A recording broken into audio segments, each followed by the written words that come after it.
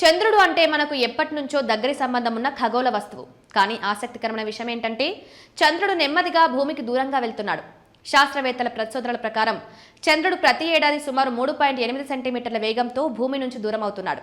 ఇది చాలా చిన్న మార్పులా కనిపించినప్పటికీ కోట్లాది సంవత్సరాల కాలంలో భూమి వ్యవస్థపై ప్రభావం చూపించే అవకాశం ఉందని శాస్త్రవేత్తలు చెబుతున్నారు. ఈ దూరాన్ని ఎలా కొలుస్తారనే విషయం కూడా ఆసక్తికరమే.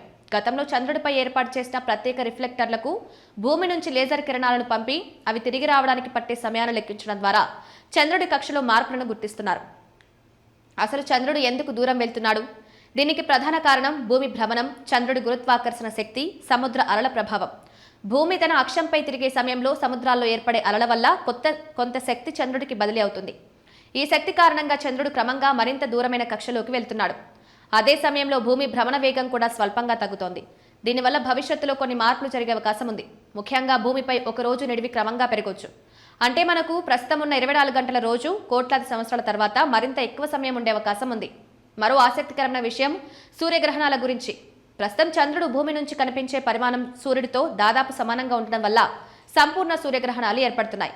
కానీ చంద్రుడు మరింత దూరం వెళ్తే భవిష్యత్తులో ఈ అద్భుత దృశ్యాలు అరుదుగా మారవచ్చు. అలాగే చంద్రుడి గురుత్వాకర్షణ ప్రభావం తగ్గితే సముద్ర అలల్లో కూడా మార్పు రావచ్చు. ఇది సముద్ర జీవులపై, తీర ప్రాంత పర్యావరణ వ్యవస్థలపై దీర్ఘకాల ప్రభావం చూపే అవకాశం ఉందని పరిశోధకులు చెబుతున్నారు. అయితే ఈ మార్పులు వెంటనే జరగవు. ఇవన్నీ లక్షల నుంచి కోట్ల సంవత్సరాల కాలంలో జరిగే పరిణామాలు. కాబట్టి ప్రస్తుతం మనం ఆందోళన చెందాల్సిన అవసరం లేదు. భూమి, చంద్రుడి మధ్య ఉన్న ఈ అద్భుతమైన సంబంధం విశ్వం ఎంత రహస్యమయమో మరోసారి గుర్తు చేస్తోంది.